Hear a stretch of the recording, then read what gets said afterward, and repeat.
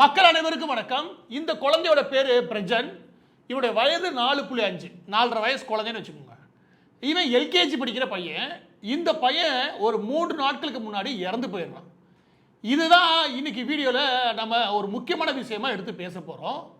உங்கள் எல்லா பேருக்கும் நான் என்ன சொல்லுவேன் அப்படின்னா, யாரோ எங்கேயோ நடக்குது, நம்ம விஜய் டிவியில் ஏதாவது பார்ப்போம், ஏதாவது திரைப்படம் வந்தால் பார்ப்போம், ஏதாவது நடிகைகள் இருக்கா, ஷார்ட்ஸ் போட்டு பொழுதுபோக்குவோமா அப்படின்னு இல்லாமல் ஒரு 10 நிமிஷம் செலவு பண்ணி இது என்னன்னு கேளுங்க. ஏன்னா இந்த குழந்தை இருக்கு இல்லையா, இந்த குழந்தைக்கு நடந்த நிகழ்வுன்றது நாளைக்கு யாருக்கு வேணாலும் நடக்கலாம். எனவே கொஞ்சம் முழுமையாக கேளுங்க. இப்போ இந்த விஷயத்துக்குள்ளே வரலாம். இந்த பிரச்சனையுடைய தாய் தந்தை இருக்காங்களே, செல்வராஜ், திவ்யா, இவங்க 2 பேருமே திருச்சி பக்கத்தில் துறையூர் பக்கத்தில் கூடிய கண்ணனூர்ன்ற ஒரு கிராமம், அந்த கிராமத்தில் இருக்காங்க. இந்த குழந்தை எல்கேஜி படிக்கிறாங்க. அன்னைக்கு நைட்டு என்ன ஆகுது அப்படின்னா, அந்த குழந்தைக்கு பெரிய லெவலில் மூச்சு திணறல் ஏற்படுது. மூச்சு திணறல் ஏற்படக்கூடிய அந்த குழந்தை இருக்கு இல்லையா, அந்த குழந்தைய கண்ணனூரில் இருக்கக்கூடிய, வேற ஏதோ இல்லை, அந்த ஊரில் இருக்குது, கண்ணனூரில் இருக்கக்கூடிய பிரைமரி ஹெல்த் சென்டர் இருக்கு இல்லையா, ஆரம்ப சுகாதார நிலையம், அதுக்கு எடுத்துகிட்டு போகிறாங்க. அங்கே எடுத்துகிட்டு போனால் டாக்டர் இல்லை, அங்கே நர்ஸு மட்டும்தான் இருக்காங்க. நர்ஸுக்கு என்ன பிரச்சனை அப்படின்னா, நர்ஸுக்கு எமர்ஜென்சி கேர்னா என்னன்னே தெரியல. அந்த குழந்தைய அவசர சிகிச்சைக்கு கொண்டு வராங்க, அப்படின்னா என்னன்னே தெரியல. பொதுவாக இங்கே எப்படியான சிஸ்டம் இருக்குது அப்படின்னா, இங்கே பிரைமரி ஹெல்த் சென்டர்ஸ் இருக்கு இல்லையா, அது ஆரம்ப சுகாதார நிலையங்கள். இந்த ஆரம்ப சுகாதார நிலையங்களை நோக்கி நீங்கள் அவசரமாக போனோம்னு வச்சுக்கோங்க, அவங்களோட வேலை என்ன அப்படின்னா, அப்படியா அவங்களும் பரபரமா, அப்படியா ஐயோ டாக்டர் இல்லையே, நீங்கள் என்ன பண்ணுங்க அந்த ஹாஸ்பிட்டலுக்கு போங்க, அதே நல்லதுன்னு சொல்லிட்டு துறையூருக்கு அனுப்பி விட்றாங்க. இது இங்கே ஏதோ திருச்சி பக்கத்தில் மட்டும் நினச்சிடாங்க, எல்லா ஊர்லேயும் இது எங்கள் கூத்து. ஆரம்ப சுகாதார நிலையங்கள்லேருந்து அங்கே இருக்கிற ஒரு ஏதாவது கவர்மெண்ட் ஹாஸ்பிட்டலுக்கு பக்கத்தில் அனுப்பிவிட வேண்டியது. அங்கே இல்லை, அது இல்லை, இது இல்லைட்டு டிஸ்ட்ரிக்ட் இருக்குல்ல, அதாவது மாவட்ட அளவில் இருக்கக்கூடிய ஏதாவது அரசு மருத்துவமனைக்கு இல்லாட்டி தனியாருக்கு போயிருங்க. இந்த ஹாஸ்பிட்டல்லையே பக்கத்தில் தனியாருக்கு கூட்டி போங்க, இங்கே எதுக்கு கூட்டி வந்தீங்க, அந்த மாதிரி கிளப்பிட வேண்டியது. அவசரத்தில் இருக்கவங்க எடுத்துக்கிட்டு அதுக்கடுத்து எங்கே போகிறதுன்னு தெரியாமல் அலைய வேண்டியது. இதுதான் நடக்குது இங்கேயும். அதே தான் பிரைமரி ஹெல்த் சென்டருக்கு போகும்போது அந்த குழந்தைக்கு பெரிய லெவலில் மூச்சு திணறல் ஏற்படுது. அவங்கள பக்கத்தில் இருக்கிற துறையூருக்கு கொண்டு போங்க வேகமாக அப்படின்னு சொல்லி அனுப்பி விட்டுட்டு இவங்க ஹாயாக உட்காந்துட்டாங்க.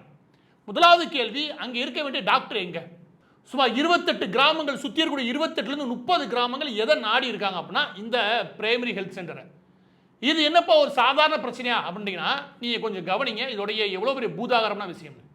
நான் என்ன சொல்லுவேன் அப்படின்னா, உங்களால் ஒரு குழந்தை கூட்டி வராங்க, இல்லாட்டி யாரோ ஒருத்தவங்க கூட்டி வராங்க, வயதானவங்களோ இல்லாட்டி நடுத்தர வர்க்கத்தினோ, இப்படி கூட்டி வரவங்களுக்கு என்ன நான் கேட்குறேன் அப்படின்னா, அந்த குழந்தை மூச்சு திணறல வரான். மூச்சு திணறல வரும்போது சிபிஆர் ஆக்சிஜன் இருக்கு இல்லையா, அதை கூட அந்த சப்போர்ட் வைக்க முடியல. எப்படி இந்த ஆக்சிஜன் சப்போர்ட்னு வைப்பாங்க இல்லையா, எமர்ஜென்சியாக 2 விஷயங்களுக்கு வருவாங்க. ஒன்று இதயம் இருக்கு இல்லையா, அதனுடைய செயல்பாடு பெரிய அளவில் நின்றுருக்கும், இல்லாட்டி நிற்க போகிற நிலைமையில் இருக்கும், இல்லாட்டி மூச்சு திணறல் இருக்கும். இந்த 2 விஷயம் தான் எமர்ஜென்சியில் மிக முக்கியமானது. மற்றதும் இருக்குது, இதுதான் அடிப்படைன்னு வச்சுக்கோங்க. இது கூட செஞ்சு கொடுக்காம அப்படியே அனுப்பிவிட்டுருக்காங்க. அப்படியே அனுப்பிவிட்டதுனால தான் அந்த குழந்தை இறந்து போச்சு. இந்த சப்போர்ட் சிஸ்டம் இருக்குல்லையா, அதாவது செயற்கை சுவாசம் இருக்கு இல்லையா, அதை வச்சு கொடுத்து அந்த குழந்தைக்கு ஆரம்பத்தில் தேவையான எமர்ஜென்சியை பண்ணி கொடுத்துட்டு நீங்கள் அனுப்பியிருந்தீங்கன்னா பரவாயில்ல. அதை கூட செய்யலை, அதை கூட செய்யறதுக்கு இங்கே ஃபெசிலிட்டி இல்லை. பொதுவாகவே இதுதான் நிலைமையாக இருக்குது. இதனால் என்ன ஆகுது அப்படின்னா, கோல்டன் ஹவர்ஸ்னு வாங்க, அதாவது அந்த ஒவ்வொரு நிமிஷமுமே மிக முக்கியமானது. அந்த குழந்தையோ இல்லாட்டி அந்த நபரோ அந்த உயிரை காப்பாற்றுறதுக்கு அந்த ஒவ்வொரு நிமிஷமும் முக்கியமானது இருக்கு இல்லையா, அந்த நேரத்தை நம்ம தவற விடுறோம். அதை இங்கே பாருங்க, கண்ணனூர்லேருந்து துறையூருக்கு அனுப்பி துறையூர்லேருந்து திருச்சிக்கு போன்றாங்க. இவங்க அங்கே போய் அங்கேருந்து ஏதாவது பிரைவேட் ஹாஸ்பிட்டல் தேடும்போது அதுக்கு இடையிலேயே வரும்போதே இறந்துட்டாருன்னு அறிவிக்கிறாங்க. அந்த குழந்தையோட வயது என்ன, 4.5 வயது இருக்கு இல்லையா, அந்த குழந்தைய எதையும் சமாளித்து வந்துடும். ஏன்னா அந்த மாதிரி தான் அதோட உடல் இருக்கும். அந்த குழந்தைக்கு மூச்சு திணறல் ஏற்பட்டு இறந்து போகுதுன்னா அதற்கு முழு காரணமே இந்த சிஸ்டம் தான். எது இந்த மருத்துவ கட்டமைப்புன்னு ஒன்று இருக்கு இல்லையா, அது இருக்கிற லட்சணம். அப்போ அதை பற்றியான கேள்வி ஏதாவது ஒரு செய்தி ஊடகங்கள் இது வரைக்கும் கேட்டுச்சானா, இந்த குழந்தை இறந்ததை பற்றி கண்டுக்கவே இல்லை. இதே 5 வருஷத்துக்கு முன்னாடி எடப்பாடி பழனிசாமி அவர்கள் ஆட்சியில் இருக்கும்போது சின்னதாக போஸ்டர் கிழிஞ்சு வச்சுக்கவேன், அதை பைக்கில் போகும்போது ஒரு குழந்தை விழுந்துருச்சு, அதை வச்சு 7 நாள் விவாதம் நடத்தினானுங்க. இந்த குழந்தை இறந்துருக்கு, எவனாவது ஒருத்தன் நெஞ்சில் ஈரம் இருக்கிறவன் செய்தி நிறுவனம் நடத்துகிற ராஸ்கல்ஸ் எடுத்து போட்டு இந்த அரசாங்கத்தை கேள்வி கேட்கணுமா இல்லையா? எம்கே ஸ்டாலினை யாருமே கேட்காத அளவுக்கு இந்த ஊடகங்கள் நடந்துக்குது. இதில் எம்கே ஸ்டாலின் நான் ஏன் எடுக்கிறேன்னா, எம்கே ஸ்டாலினுக்கு இது முதல் முறை கிடையாது. இதே அரசு ஆரம்ப சுகாதார நிலையத்துக்கு வந்து அதுக்கப்புறம் வேற ஒரு மருத்துவமனைக்கு அனுப்பி அதுக்கப்புறம் டிஸ்ட்ரிக்ட் லெவலில் இருக்கிற ஹாஸ்பிட்டலுக்கு அனுப்பி அங்கே இறந்து போன அம்மாக்களோட எண்ணிக்கை இங்கே அதிகம். அந்த லட்சணத்துல தான் இருக்கு. எனவே ஒவ்வொரு முறையும் நாம் இது மாதிரி விஷயங்கள் எடுத்து பேசும்போது இவர் காதுக்கு போகுமானா இவருக்கு தான் எதுவுமே தெரியறது இல்லையே. இவருக்கு தெரிஞ்சிருந்துச்சு வச்சுக்கவே, முதல் முறையாக 5 வருஷத்துக்கு முன்னாடி 2 வருஷத்துக்கு முன்னாடி நடக்கும்போது இவர் கூப்பிட்டு வச்சு எவ்வளோ டாக்டர்ஸ் ஷார்ட்டேஜ் இருக்காங்க, மருத்துவர்களுடைய பற்றாக்குறை ஏதாவது இருக்கா அப்படின்னா வரும்போது என்ன சொன்னாங்க, எல்லா இடத்துலையும் சூப்பராக நாங்கள் மருத்துவமனைகளை உருவாக்கிடுவோம், எல்லா டாக்டர்ஸையும் ஃபில் பண்ணிடுவோம். அதாவது இடங்களை டாக்டர்ஸ்க்கான ஷார்ட்டேஜ் இருக்கா, அது ஏதாவது கேட்டிருக்காருன்னா இவருக்கு என்னன்னு தெரியாது. அப்போ இந்த மாதிரி ஆரம்ப சுகாதார நிலையங்களில் 24 மணி நேரம் இருக்க வேண்டிய 7 நாள் இருக்க வேண்டிய எமர்ஜென்சி கேர்னு ஒன்று இருக்கா, அதுவும் இல்லை. நீங்கள் பார்த்தீங்க ஆக்சிஜன் கூட வைக்கிறதுக்கு வக்கு இல்லை. கடைசியாக இந்த டாக்டர் வர வேண்டிய டாக்டர் எங்கே போனார், லீவில் போயிட்டார். இது ஒன்று எதுக்கு எடுத்தாலும் போட்டுறானுங்க, லீவில் போட்டார். லீவில் போயிட்டார் ஓகே, அதுக்கு சப்போர்ட் சிஸ்டம் வச்சுருப்பீங்களே, ஆல்டர்னேட்டிவ் இன்னொரு டாக்டர் இங்கே வைப்பீங்களா, டாக்டரே இல்லாமல் சிஸ்டத்தை நடத்துறீங்க, எல்லா ஹாஸ்பிட்டலும் அதே மாதிரி நடத்திடுறீங்க. அப்போ அதுக்குன்னு ஒரு ஆல்டர்னேட்டிவாக ஒரு சப்போர்ட் சிஸ்டம் வச்சுருப்பீங்க. அவர் எங்கே போனார், அவர் இல்லையா, அப்போ எதுக்கு நீ அரசாங்கத்தை நடத்துற, அரசாங்கத்தை இழுத்து மூடிட்டு போயிரு. இது ஒவ்வொரு முறையும் சொல்லும்போது ஒருத்தர் கூட எம்.கே. ஸ்டாலின் கேள்வி கேட்கறதில்ல. எம்.கே. ஸ்டாலின் இந்த விஷயத்தை எடுத்து ஒரு ரிவ்யூ போட்டு ஒரு முதலமைச்சராக இந்த டிபார்ட்மெண்ட் எப்படி செயல்படுது, இந்த மக்களுக்கான இந்த ஸ்ட்ரக்சர் இல்லையா, இதில் என்ன மாதிரி பிரச்சனை இருக்குது, இதில் எமர்ஜென்சி கேர்னு ஒன்று இருக்கு இல்லையா, அதை நம்ம ஒழுங்காக வழங்குறோமா இப்படின்னு கேட்கணுமா இல்லையா, வர வேண்டிய டாக்டர் ஒழுங்காக வராங்களா, இந்த விஷயத்தை எடுத்து பார்த்துருக்கணுமா இல்லையா, பார்க்காதனால தான் இந்த மாதிரி ஒரு அவலமான நிலைமை இருக்குது. அதாவது இவருக்கு இந்த அரசாங்கம் எப்படி நடக்குதுன்னே தெரியல. அவர் வாட்டில் ஃபோட்டோ ஷூட் நடத்திக்கிட்டு அங்கோட விளம்பரம் தேடி தெரியுறாரு. இங்கே பாருங்க, அங்கே லட்சணம் அப்படி இருக்கு. இந்த போல ஒரு விளம்பரம் என்ன கேளுங்க, மக்களை தேடி மருத்துவம். இதுக்கு எவ்வளவு 670 கோடி செலவு பண்ணி மக்களை தேடி மருத்துவம். மக்கள் தேடி போனாலே மருத்துவம் கிடைக்க மாட்டேங்குது, இதில் மக்களை தேடி மருத்துவமா, அதில் விளம்பரம். அவர் கையை கட்டிக்கிட்டு வெக்கமாவே இல்லையா அந்த கவர்மெண்ட்டுக்கு, நான் கேட்குறேன். ஒரு சின்ன பையனை தூக்கிட்டு வரானுங்க, மக்கள் தேடி வந்திருக்கானுங்க, அதுக்கே நீ மருத்துவம் கொடுக்குற வக்கு இல்லை, வெறிநாய் கடிக்கு மருந்து இல்லாமல் குழந்தை செத்துக்கிட்டு இருக்குது, அந்த லட்சணத்தில் வச்சுக்கிட்டு மக்களை தேடி மருத்துவம் எல்லாமே விளம்பரமா. ஒரு விளம்பரத்தில் ஒரு கவர்மெண்ட் நடக்குமா, கொஞ்சம் கூட கூச்சமே இல்லையா எவனும் கேள்வி கேட்கறதுக்கு, மீடியாவை கேட்குறேன். இப்போ இதுல இருந்து அதில் பாதாளத்துக்கு ஒன்று போகும். ரொம்ப பூதாகரமான ஒரு விஷயம் இருக்கு. இந்த டிபார்ட்மெண்டோட அமைச்சர் ஒருத்தர் இருக்காரு, மா சுப்பிரமணியன். அவருக்கு வேலை என்ன அப்படின்னா, உதயநிதி எங்கே போறாரு, தம்பி உதயநிதி அண்ணன், ஆமா எல்லாரும் வெக்கமே இல்லாமல் அண்ணன் உதயநிதிட்டான்னு வச்சுக்கோமே, அண்ணன் உதயநிதி எங்கே போறாரு, அவருக்கு சால்வை போடணும், அவருக்கு மாலை போடணும், இதுதான் வேலையா கலங்காத்தான் இருந்துச்சா. சேகர் பாபுல ஆரம்பிச்சு இவங்க எல்லா பேருக்கும் இதுதான் வேலையா கேட்குறேன். இந்த அமைச்சர் நம்ம கேட்க வேண்டிய கேள்வி என்ன அப்படின்னா, நீங்க நினைப்பீங்க இந்த சிஸ்டம்லாம் போதுமான அளவுக்கு சப்போர்ட் இல்லையோ, ஆனால் அரசு மருத்துவமனாலே போதுமான அளவுக்கு காசு இல்லாதங்க அப்படின்னு நினைப்பீங்க. கிடையாது. ஒவ்வொரு ஆண்டும் சுமார் 36,000 கோடியை நேஷனல் ஹெல்த் மிஷனுக்கு கீழே மத்திய அரசு ஒதுக்குது. எவ்வளவு 36,000 கோடி. தமிழக அரசுக்கு மட்டும் 36,000 கோடி ஒதுக்குன்னா 5 வருஷத்துல ஏறக்குறைய 1.25 லட்சம் கோடி ஒதுக்கியிருக்கு. ஒரே ஒரு வருஷம் மட்டும் 36,000 கோடி ஒதுக்குறாங்க. 36,000 கோடியை ஒதுக்கி இப்போ நீங்க பார்த்தீங்கன்னா பிரைமரி ஹெல்த் சென்டர்னு அதே மாதிரி சுமார் 2300 இருக்கு. அதோட சேர்த்து அதோட சப்போர்ட் சிஸ்டம் ஒன்று இருக்குது, ஹெல்த் சப் சென்டர்னு ஹெச்எஸ்சின்னு நினைக்கிறேன், அது ஒரு 8,713 இருக்கு. இதோட ஸ்ட்ரக்சரை மேம்படுத்துங்க, அதை இன்னும் ஸ்ட்ரென்த் பண்ணுங்க, அதை இன்னும் பலமாக்குங்க, மக்களுக்கு இன்னும் எஃபெக்டிவா எப்படி கொடுக்க முடியும்னு பாருங்க. இதுக்காக 36,000 கோடி ஒதுக்குது இது மத்திய அரசு. இவங்க ஒரு 5,000 கோடி அதை போடுறான்னு வச்சுக்கோங்க. 36,000 கோடி மத்திய அரசு ஒதுக்குது. அந்த காசை வாங்கி என்ன பண்ணீங்கன்னு கேளுங்களேன். இந்த சிஸ்டத்தை வச்சு இப்போ நீங்க கண்ணனூர்ல ஒரு குழந்தை இறந்து போச்சு இல்லையா, இதே மாதிரி சுமார் 12,000 ஊராட்சி ஒன்றியங்களுக்கு எது கிராம ஊராட்சிகளா இருக்கு இல்லையா, அந்த கிராம ஊராட்சி சுமார் 12,525 இருக்குது. அதை எதையும் சப்போர்ட் பண்றதுக்காக தான் இந்த சிஸ்டத்தை நம்ம உருவாக்கி வச்சிருக்கோம். இந்த சிஸ்டத்தை நீங்க விரிவாக்கவும் கிடையாது, வந்து 5 வருஷத்துல 30 சென்டர் எக்ஸ்ட்ரா ஓபன் பண்ணிருக்காங்க. அதை இன்னும் பலப்படுத்திக்கணும், அதுவும் கிடையாது. அது ஏதாவது ஃபெசிலிட்டி இம்ப்ரூவ் பண்ணிருக்கணும், அதுவும் கிடையாது. அப்ப என்னையா பண்ணிருக்க அமைச்சரா உட்காந்து, நான் உதயநிதிக்கு சால்வை போடணும், அவருக்கு போஸ்ட் அடிக்கணும், எங்கேயாவது துர்கா ஸ்டாலின் வந்தாங்கன்னா அவங்க பின்னாடி போயிட்டு வரணும், அதுக்கப்புறம் அவர் மருமக பிள்ளை இருக்கார் இல்லையா சபரீசன், அவர் வந்தானா அவர் பின்னாடி ஓடணும், அப்புறம் எம்.கே. ஸ்டாலின் வந்தானா அவர் போட்டோ எடுப்பார் இல்லையா, அதுல போய் நாங்கள் நிக்கணும். இது ஒரு வெக்கக்கேடா இல்லை உங்களுக்கு? அவர் ஒரு குழந்தை இறந்து போனதா இதை கேட்கறதுக்கு மீடியாவும் இங்கே தயாரா இல்லை, எவனும் செய்தியே போடலை. கடைசியில் அது ஆங்கில ஊடகம் போடலையா, அது ஆங்கில ஊடகம் இந்த நியூ இந்தியன் எக்ஸ்பிரஸ் போட்டிருக்க அந்த செய்தியை, ஆனால் எவனுமே போடலை, எவனுமே எடுத்து பேசவே இல்லை. அப்போ அந்த உயிருக்கு அவ்வளோ மதிப்பு. இதுவே எம்.கே. ஸ்டாலின் குடும்பத்தில் அவரோட பேரன் பேத்திக்கு இதே மாதிரி நடந்தா அவர் விடுவாரா? இல்லை நீ விடுவியான்னு கேட்குறேன். அவன் அடுத்த உயிரினா அவ்வளோ இலக்காரமா இருக்கு. இதில் கேளுங்க என்னன்னா, இந்த 36,000 கோடியை வாங்கி என்ன பண்ணியிருக்கோம் அப்படின்னா, நீங்கள் டாக்டர்ஸ் பற்றாக்குறையா இல்லை நர்ஸோட பற்றாக்குறையா அதை ஃபில் பண்ணுங்க. ஏன்னா ஒவ்வொரு வருஷம் 36,000 கோடி ஒதுக்குறோம்.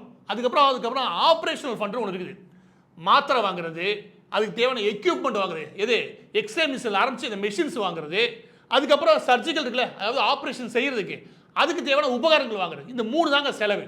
இந்த 3ஐயும் ஒழுங்கா பாருங்களானா, அதுக்கு நீங்க நியூஸ் பேப்பர் எடுத்து பாருங்க. பல இடங்கள்ல எக்ஸ்ரே எடுக்கணுமா, வெளியில போய் எடுத்து வந்துறீங்களா, நாங்க சொல்ற இடத்துல போய் எடுத்து வாங்க, அவனோட கமிஷன் அவங்க இருக்கு. எந்த டெஸ்ட் எடுத்தாலும் வெளியில போய் எடுத்துருவா. அப்ப நீ என்ன இந்த ஆபரேஷனல் ஃபண்ட் ஒன்று ஒதுக்குறீல, 5000 6000 கோடி ஒரு வருஷம், அதை வச்சு என்ன பண்றீங்களே, என்ன பண்றோம், அது கமிஷன் அடிச்சுருக்கோம். அதுக்கப்புறம் ஒவ்வொரு ஊராட்சி இருக்கு இல்லையா, ஒவ்வொரு ஹெல்த் சென்டர் இருக்கு இல்லையா, அதுக்குன்னு தனி நிதி ஒதுக்கி வைக்கணும். ஏன்னா அவங்க எமர்ஜென்சிக்கு அவங்களே பயன்படுத்திக்கிறதுக்கு. இதுதான் அவருடைய கட்டமைப்புலேருந்து எல்லாத்துக்கும் செலவு பண்ணுறதுக்கு 36,000 கோடி. இதை பற்றி ஏதாவது ஒன்று பேச சொல்லுங்களேன். பேசுறதே கிடையாது. விளம்பரம் பண்ண சொல்லுங்க, நல்லா விளம்பரம் பண்ணுவாங்க. அதோட சேர்த்து இந்த டிபார்ட்மெண்ட் கந்தரகோலமாக கடிச்சு கொதறது இல்லையா இந்த திமுக கவர்மெண்ட், அது எப்படின்னு சொல்றீங்க. நீ வந்து ஒரு 2 வருஷம் நினைக்கிறேன் ஓடி இருக்கும், டக்குன்னு எல்லா பேருக்கும் அப்படியே அப்பாயின்மெண்ட் போடுறானுங்க. அதில் மிக முக்கியமானது நான் சொல்கிறேன், மருத்துவ உபகரணங்கள் வாங்குறது, மருந்துகள் வாங்குறது, அதுக்கப்புறம் ஆப்ரேஷனுக்கு தேவையான அந்த சர்ஜிக்கல் எக்யூப்மெண்ட்ஸ்லாம் இது எல்லாம் வாங்குறது இல்லையா, இதெல்லாம் ஒட்டுமொத்தமாக கொள்முதல் பண்ணி எல்லா மருத்துவமனைக்கு அனுப்புறது இல்லையா, அது தமிழ்நாடு மெடிக்கல் சர்வீஸ் கார்பரேஷன். அதோட தலைவராக வந்தது எதுக்கு சொல்கிறீங்க, அவரோட தலைவராக வந்ததுமே இந்த துர்கா ஸ்டாலின் இருக்காங்களே, அவங்களுடைய பிரதர் ஒருத்தர் இருக்கார், யாரு சகோதரர், அவர் தூக்கி தலைவராக போட்டாங்க. அதாவது எந்த இடத்தையும் விடாத எல்லா பொண்ணும் எப்படி கொள்ளையடிக்கிறது. ஏடா நீங்கள் என்னதான் சம்பாதிக்கல இந்த நாட்டில், ஏன்னா கருணாநிதி கொள்ளு பேர வரைக்கும் பதவியில் இருக்கீங்க, 10வது சொல்லி இங்கிட்டு வேற போயிருக்கீங்க. இந்த டிபார்ட்மெண்ட்டில் ஒரு ஆளை போடணுமா நான் கேட்குறேன். ஒரு நல்ல ஆளை தூக்கி போட்டு எஃபெக்டிவாக வேலை பாருங்களேன். மற்றதெல்லாம் கொள்ளையடிச்ச மக்களோட உயிரை காப்பாற்றுற விஷயத்திலையும் குடும்பம் அனுபவிக்கணும், அதையும் என் வாயில் போடணும்னா இது என்ன மாதிரி ஆச்சு நான் கேட்குறேன். நான் கேட்குறேன், என்ன தகுதி இருக்குன்னு இந்த ஆளை கொண்டு வந்து நீங்கள் போட்ட, இதனால என்ன நடக்குன்னு சொல்லிக்கலுங்க. இதனால என்ன நடந்துச்சு அப்படின்னா, இந்த குழந்தை உயிர் போகிறதுக்கு காரணம் இது எல்லாமே தான். நம்ம புரிஞ்சுக்கணும் இது என்ன நடக்குது அப்படின்னா, இந்த மாதிரி தமிழ்நாடு மெடிக்கல் சர்வீஸ் கார்பரேஷன் இருக்குல்ல, ஏதோ கொள்முதல் பண்ணுறானுங்களே, இதுக்கு மட்டும் ஏறக்குறைய கடந்த 5 வருஷத்தில் மத்திய அரசால் உருவாக்கப்பட்ட நிதிகள்லேருந்து ஒரு பார்ட் எடுத்து வச்சுக்கோவேன், ஏன்னா 25,000 30,000 கோடி, இதில் ஒரு 10% வரைக்கும் கமிஷன் அடிச்சிருப்பாங்க, 3000 கோடி வரைக்கும் கமிஷன் அடிச்சிருப்பாங்க வச்சுக்கோவேன்.